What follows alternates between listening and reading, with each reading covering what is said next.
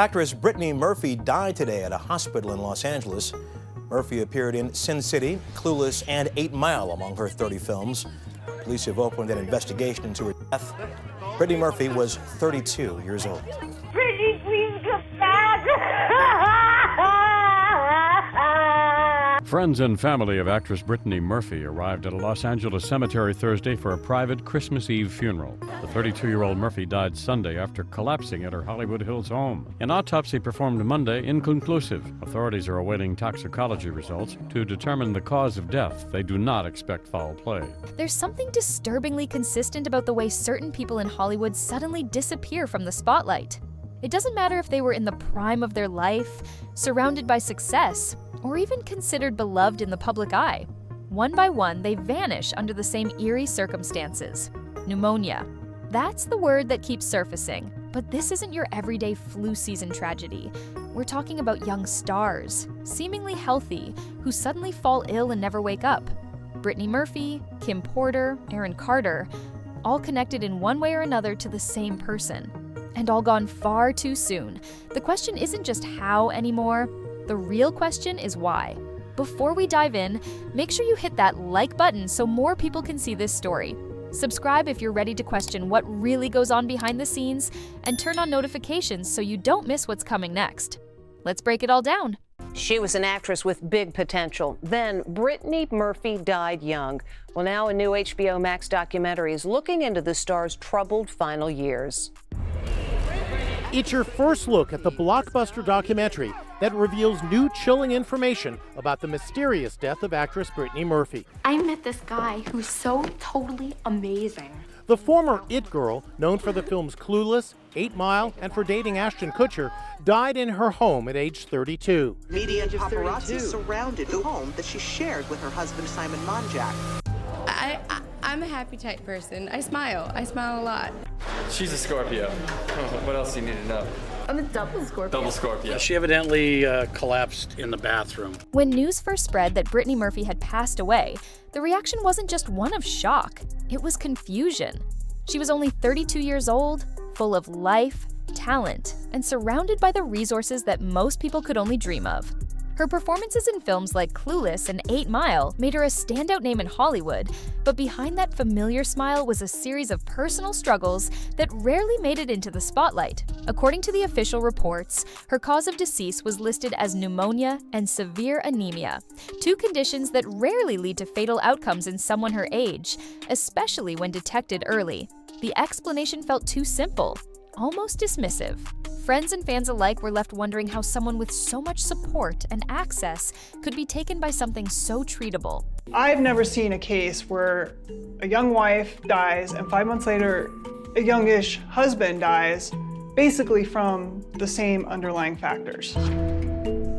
Not only the same underlying factors, but even the couple's final hours alive are eerily similar.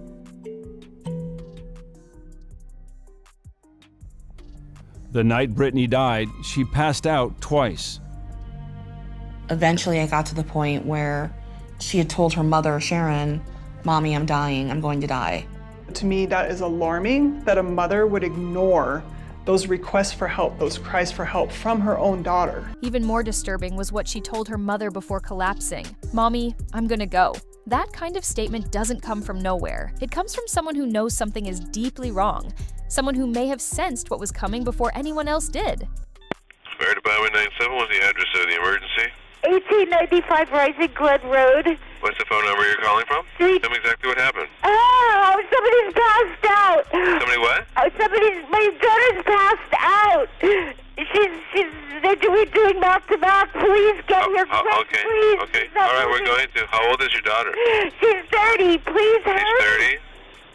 Okay, she's with you now? Yes, there's someone coming. Yeah, ma'am. You don't have to yell. We're going to send somebody out there, okay? Is she awake? Please, no. Is she breathing? No. Okay, so somebody's doing mouth to mouth? Yes. Okay, all right. Ma'am, did somebody see what happened? No. Okay, listen to me carefully. Is there a defibrillator available? Is there a defibrillator available? Defibrillator, do we, honey?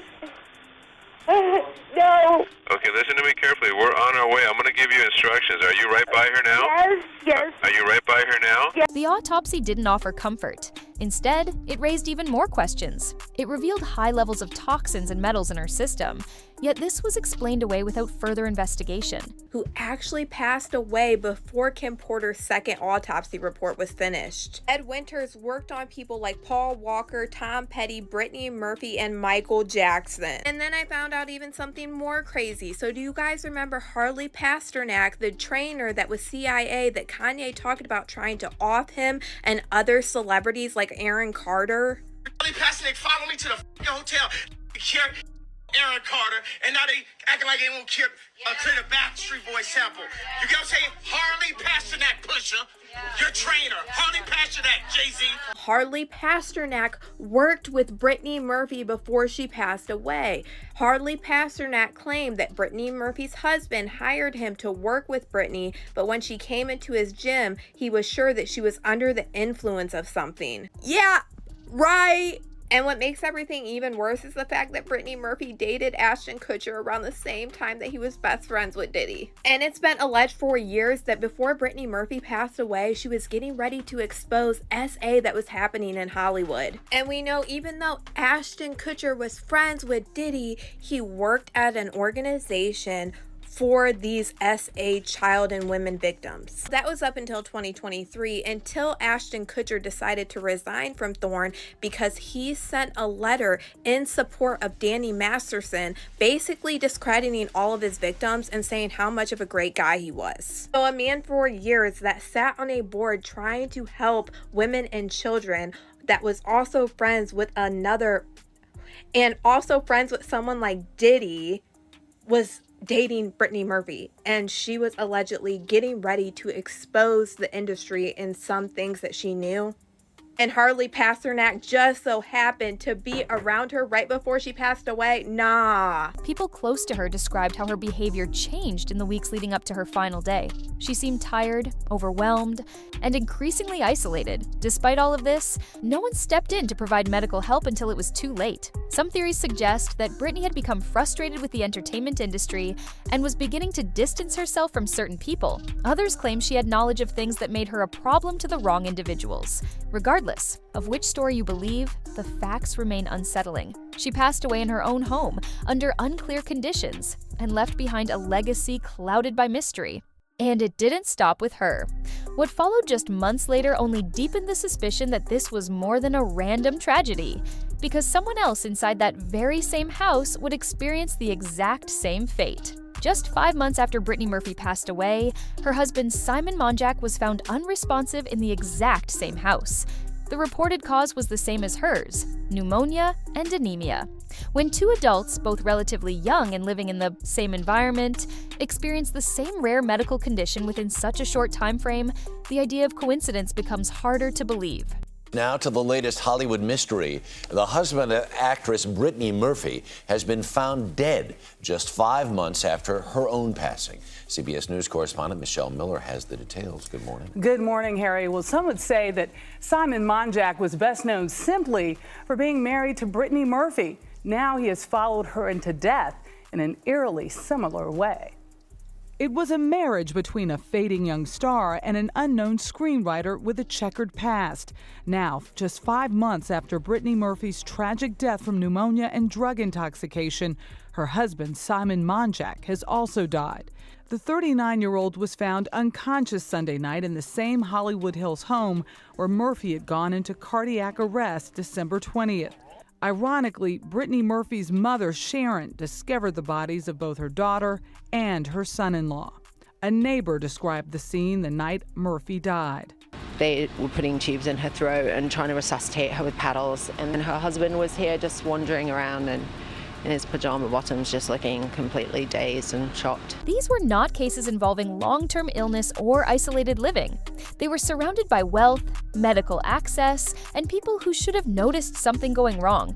Despite the eerie repetition, no real follow-up occurred. There was no joint investigation into the environmental conditions of the home, no second round of toxicology that looked deeper, and no major press conference to address the public's growing suspicions.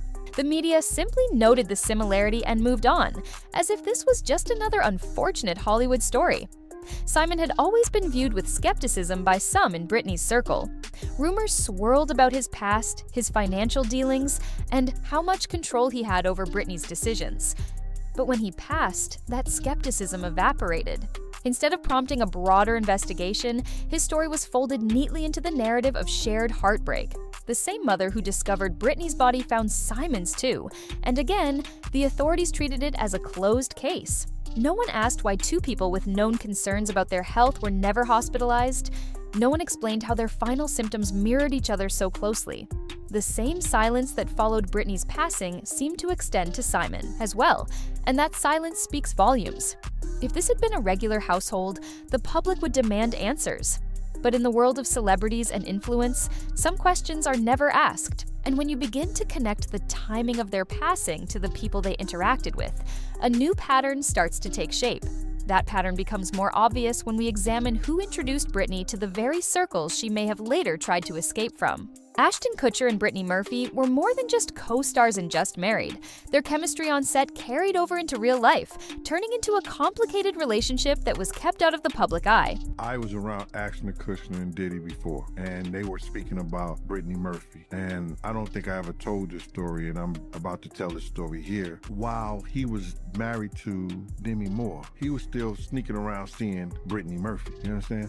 We were going to Nets game, so we picked him up, and he was explaining to Diddy that every time he goes to Brittany's house, paparazzi always catches him or almost catch him coming out her apartment or coming out the building. Diddy was telling him that's either the doorman or your security, you know what I'm saying? And he was still married to Demi Moore at the time. So you could have something, you could be right. Because it's crazy how they said her and Kim and some other individual with them or around them all died of pneumonia and they were in perfect health. That just gave me the shivers, that, because how can these two people be around the same people but die of the same death? Is it a case of the stories that are going to expose them off, they become a threat? At the time, Ashton was still in a high-profile marriage with Demi Moore, which made the situation even more delicate. Behind closed doors, their connection deepened, and during this period, Ashton introduced Britney to someone who would later appear again in many unexpected ways. That person was Sean Combs, widely known as Diddy. The introduction didn't seem unusual at first. Hollywood circles are small, and people in power tend to stay connected. But something about that moment opened a door to a much darker network. Ashton, concerned about being caught by paparazzi outside Britney's apartment, shared his fears with Diddy. In response, Diddy reportedly told him that someone in his own circle might be leaking information, hinting that even his security or building staff might not be loyal. That casual comment may have seemed like friendly advice, but it also suggested something deeper. It pointed to a level of control and surveillance that extended beyond what most people would consider normal. For Britney, this was more than just a warning. It was a sign that she was now involved in a world where privacy was no longer hers to control.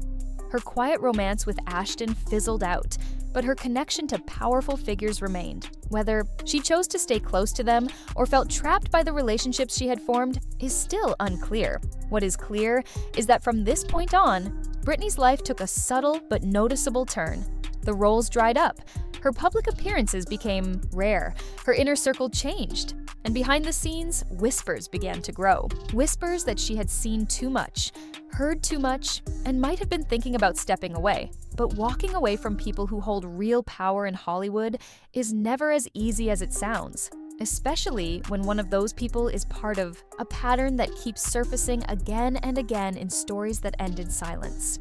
In most celebrity narratives, personal trainers are rarely more than footnotes. They provide workout plans, count reps, and make sure their clients are ready for the next red carpet or magazine cover. Harley Pasternak, however, is a different story entirely. His name has surfaced repeatedly in connection with celebrities whose lives unraveled under strange and sudden circumstances. Before his association with Brittany Murphy raised eyebrows, he had already been linked to major figures like Kanye West and Aaron Carter. Kanye once shared messages from Harley suggesting forced hospitalization. Aaron Carter voiced concerns about him shortly before facing his own series of problems. Then, reports emerged that Harley had worked with Britney in the final stretch of her life. He said her husband brought her in for training, but when she arrived, he noticed immediately that she was not herself. She appeared unfocused, distant, and disoriented. It was the kind of behavior that any professional with real concern should have taken seriously. What followed, or rather what did not follow, was even more troubling. Harley did nothing. He didn't alert medical professionals, he didn't speak to the public, he didn't make a single move to suggest he was worried about her well-being. This silence is what continues to bother so many people. Harley is not just a fitness coach. He has an academic background in human behavior and reportedly worked on psychological programs with military links. That kind of expertise gives him a deeper understanding of mental and physical manipulation.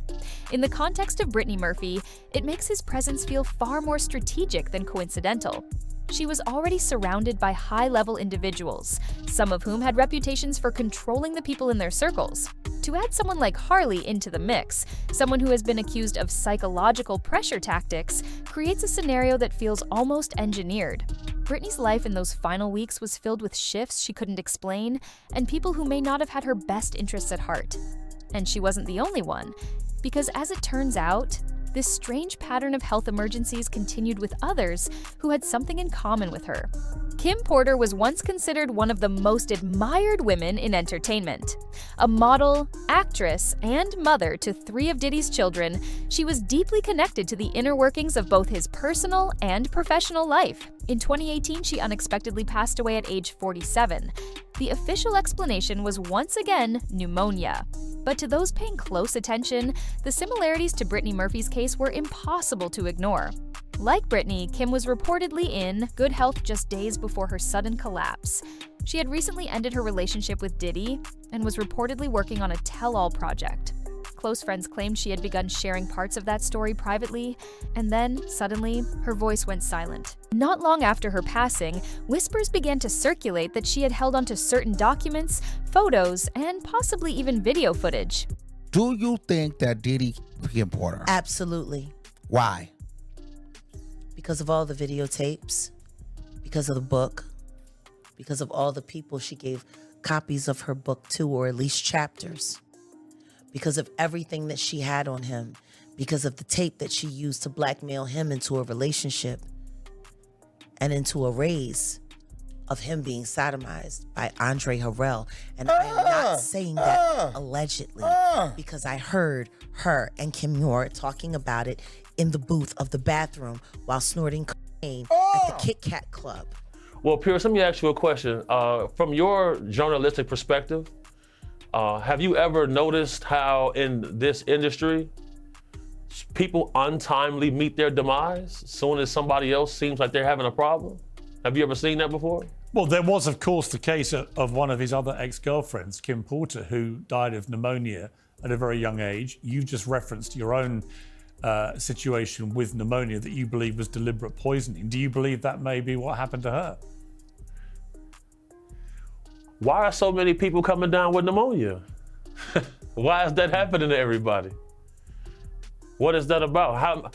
Where have you ever seen this many cases of pneumonia associated with one situation? So, you know. These materials were rumored to expose details about the inner workings of Diddy's empire. Whether or not those materials ever existed is unknown, but the timing of her departure from his life and her medical emergency has left a lingering sense of unfinished business. Then came Jamie Foxx.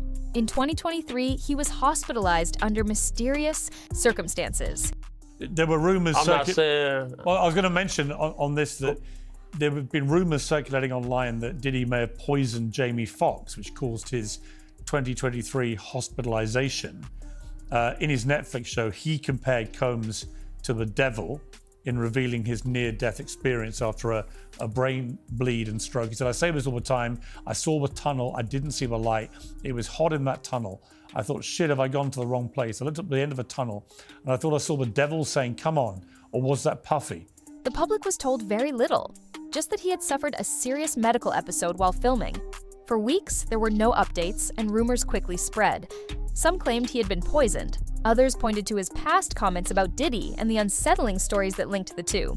When Jamie eventually reappeared in public, he made an offhand joke during a Netflix special, describing a tunnel and saying he thought he saw Diddy at the end of it. While delivered with humor, the meaning behind the joke wasn't lost on everyone. It suggested that Jamie had come closer to something he was never meant to encounter. What ties Kim Porter and Jamie Foxx together is not just their proximity to Diddy, but the eerie health episodes that followed after tension developed in those relationships. And what makes it worse is how the pattern continues, showing up again and again in stories that involve the same people, the same timing, and the same unanswered questions. As the stories pile up, it becomes harder to believe they are all isolated. Something much deeper may be unfolding beneath the surface, and the next piece of that puzzle involves evidence that was never supposed to exist. As investigations into Diddy's empire began to unfold, the public was introduced to one of the most disturbing elements buried deep inside the case. Multiple witnesses started referencing something known behind closed doors as the freak-off tapes. These recordings, according to court documents and victim testimonies, were captured during private events where Diddy allegedly arranged and directed encounters for his personal entertainment. These weren't wild parties caught on camera by accident.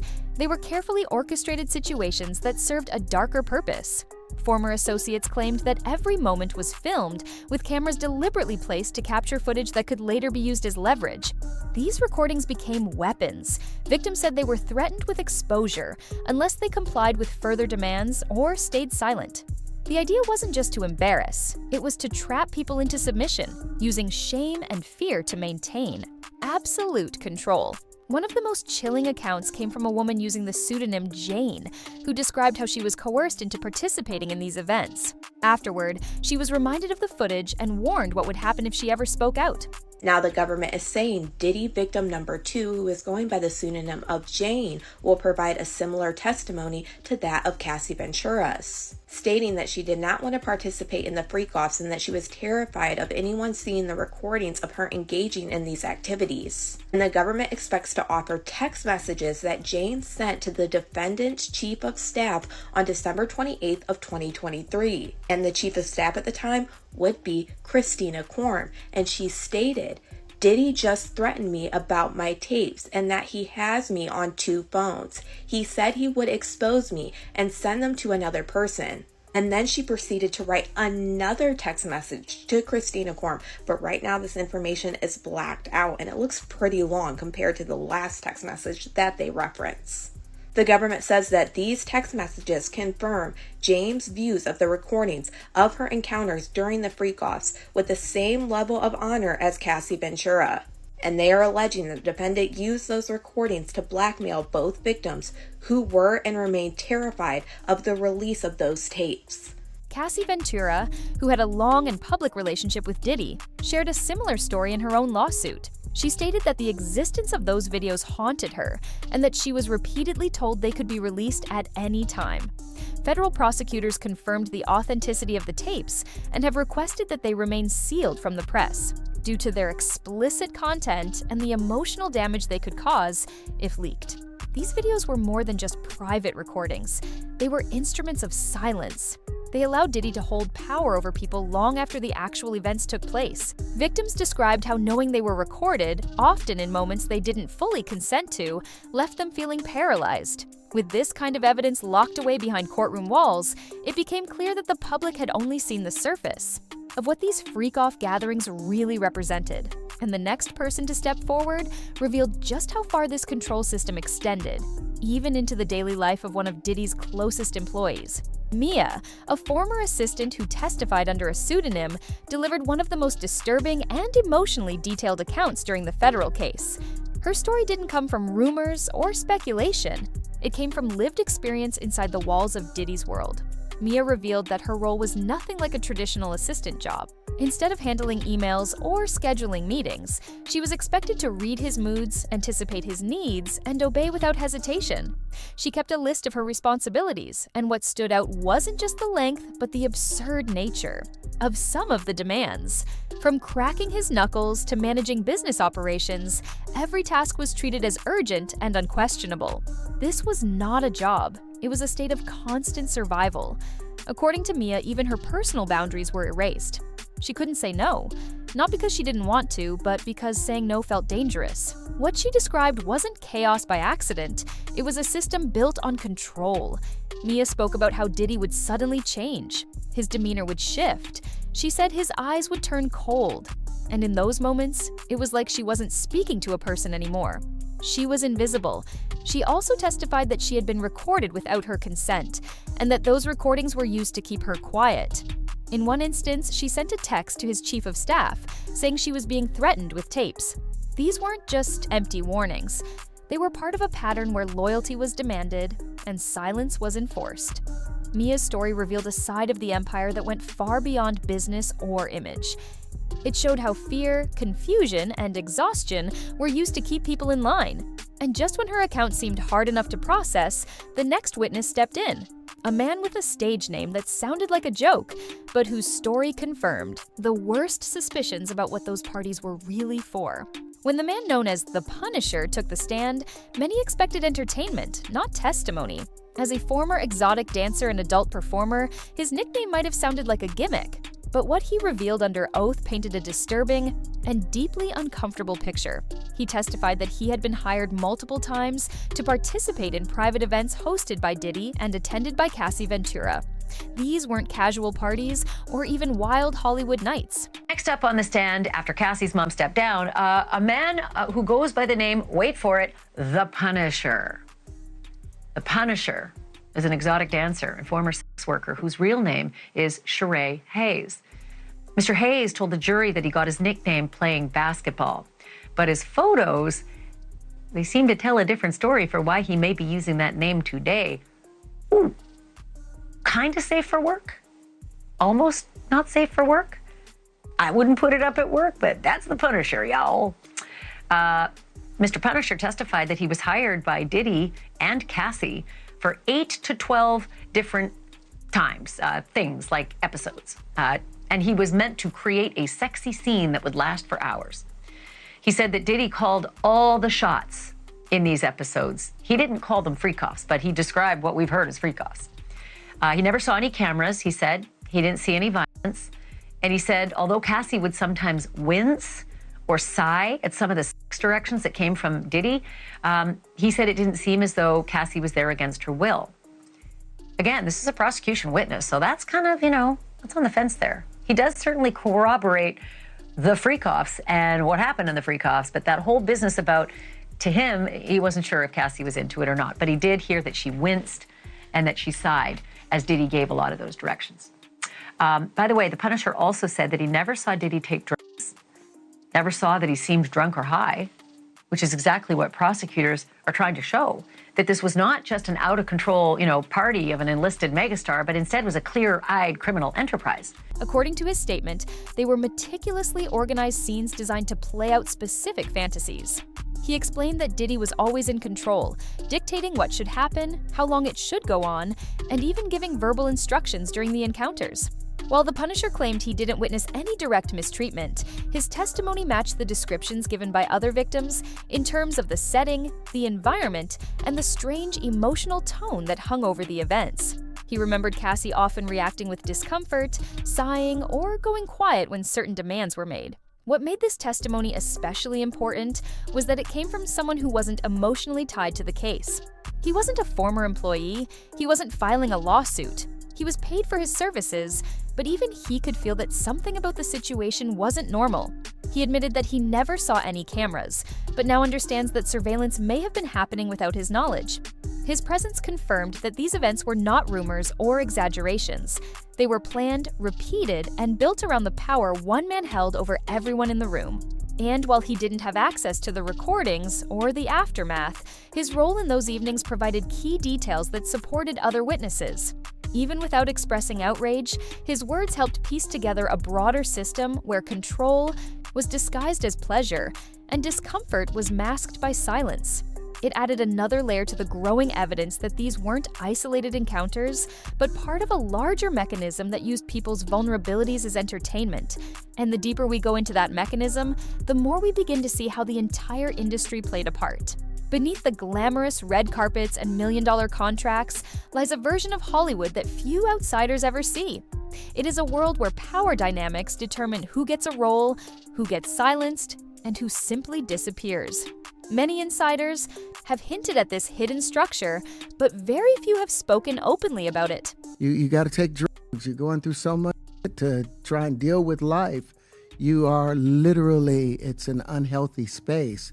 And so eventually you're going to go too far, you know? Who knows what happened to Philip? Who knows what he had to do in order to get to where he was at? There's a lot of things that people do that end up sitting and they can't get over it. And they got to keep getting high, hoping to get it out of their head, you know? But when you lose your man card, that's the only thing I can think of. You lose your damn man card. What is that? What do you mean by that? You give up your ability, your right to being a man. A man don't take it, a man gives it. So when you give up that man card, you don't get that back. Are you saying what I think you're saying? No, I'm saying what I'm saying. You don't get that back. You come into this world as a man one time.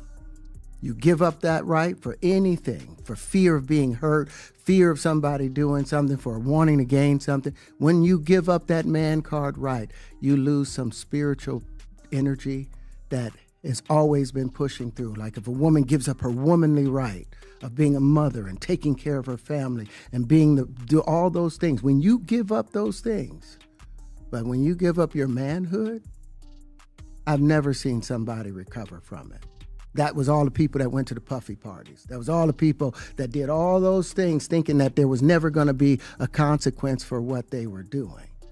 Got punked out and pimped out by some greater desire. You shouldn't have a greater desire than being a man. So I believe that's a big problem with a lot of the actors out there because they get fluid. And next thing you know, once you go fluid, it's gone. You don't have any foundation to pull yourself back from. So maintain your man card. One of the most outspoken has been actor Terrence Howard. During a recent interview, he revealed that he had turned down major roles and career-making opportunities because of what he was asked to do behind the scenes. He didn't go into graphic detail, but his meaning was clear. He felt that in order to climb the ladder, he would have to surrender parts of himself that he considered sacred. He called it losing your identity, your self-respect, and for some, your soul. He wasn't just speaking for himself. He was speaking about a system where compliance often leads to success, and resistance often leads to exile. These weren't abstract warnings. They were personal reflections on an industry that rewards silence and punishes integrity. I get it. So you see some guys struggling with that. You see Bieber struggling with that. You see some of these guys struggling with that. They can't get it out of their head. They can't get it out of their head. The things that they did, no matter how they did it, whether they were drunk or high or whatever, you gave up your man card. You need therapy. And that's the thing that hurts them the most. And so they end up on drugs, end up every way to try and get rid of any principles there are. And that's what the business does. And the women that trade their bodies to go and get the role, they get to the point where they have their Oscar, they have their money, but they don't have their dream. They don't have the soul that they started with. So it's like achieving don't mean anything. If I get all the Nobel Prizes from doing all of this, but in the process I have to trade out all of my integrity to do it so that they can stay in place, what benefit is that if I lose my integrity? You got to go in as a principal. And what we were brought in here as men. We produce 1,500 sperm per heartbeat for a reason, because the aggression is necessary. You don't trade that in, no matter what. Britney Murphy's story fits disturbingly well into this pattern. After her breakthrough roles in the late 1990s and early 2000s, her career suddenly slowed. Despite her talent and popularity, the major roles stopped coming. Some chalked it up to bad casting choices or personal issues, but others suspected something else. There were rumors that she had refused to participate in casting practices that many people now refer to with coded terms. These situations allegedly involved producers or executives expecting personal favors in exchange for opportunities. Those who played along advanced quickly. Those who didn't often found themselves blacklisted or labeled as difficult. Britney, according to some of her close contacts, wanted to take a different path. She refused to compromise. She didn't want to play by rules that felt predatory or degrading. And in a system built to break people who say no, that kind of defiance comes at a cost. Her decline wasn't just about fewer roles. It was about the slow erosion of protection. She became isolated. She became vulnerable. And eventually, she became another example of what happens when someone chooses their dignity over their career. But her story is not the only one, and what comes next reveals just how far this system will go to keep its secrets safe. One of the most unsettling aspects of this story isn't just the testimonies or the disturbing parties, it's the trail of evidence that seems to vanish the moment it begins to point in a certain direction. In the case of rapper Kid Cudi, that trail included a very real crime. After his romantic involvement with Cassie Ventura became public, his car was mysteriously set on fire outside his home.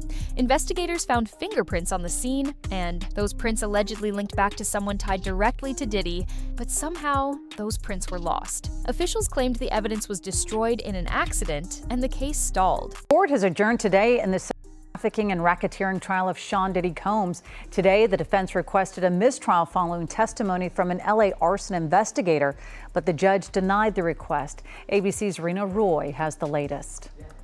A mistrial request denied in the federal criminal trial of Sean Diddy Combs. His defense team accusing the government of prosecutorial misconduct during the testimony of a Los Angeles arson investigator who spoke about fingerprints that were lifted from the front door of rapper Kid Cudi's home as part of an investigation into a break-in there in 2011. The investigator testifying that those fingerprints were destroyed, and when prosecutors asked the investigator if that was unusual, the defense accused them of trying to plant the idea that Combs was responsible. The overall implication, according to the defense, is that somehow Sean Combs created that disappearance. The defense moved for a mistrial, and they moved for it because what they said is it's unduly prejudiced, because this is the whole theory of what the prosecution is putting forth, is that he has this control and can make these investigations disappear. Instead, the judge striking that part of the testimony, telling jurors to disregard it.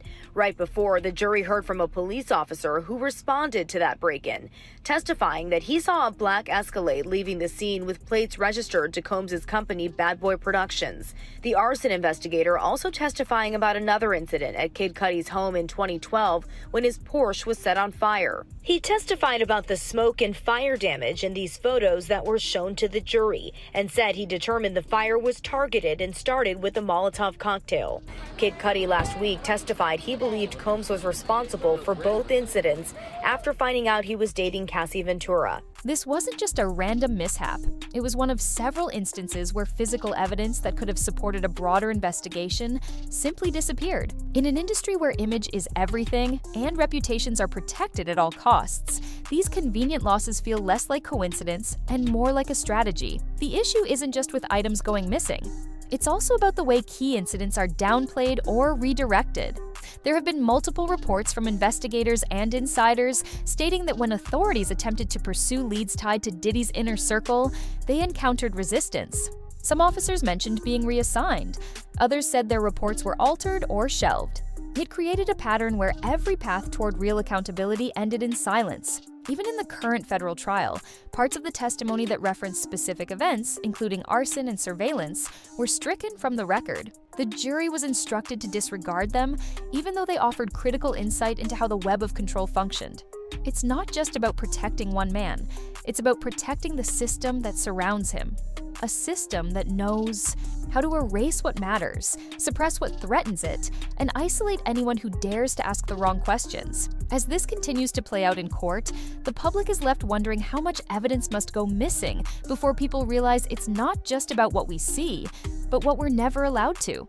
At this point, the coincidences are too many, the timelines too precise, and the disappearances too suspicious to dismiss as random misfortune. From Britney Murphy and Simon Monjack to Kim Porter, Aaron Carter, and the medical emergency involving Jamie Foxx, one theme keeps surfacing again and again. Everyone involved had, in some way, distanced themselves from a specific network of influence.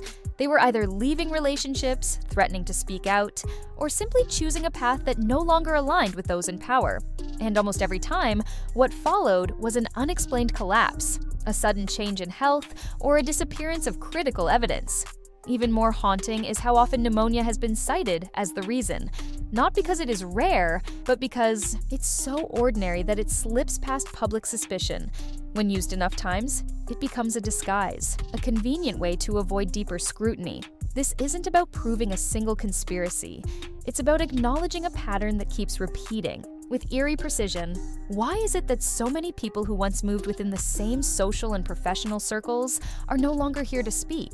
Why do the ones who try to raise concerns end up discredited, silenced, or suddenly unavailable? There is no way to definitively say what happened to each of them, but the accumulation of silence speaks louder than any single accusation ever could.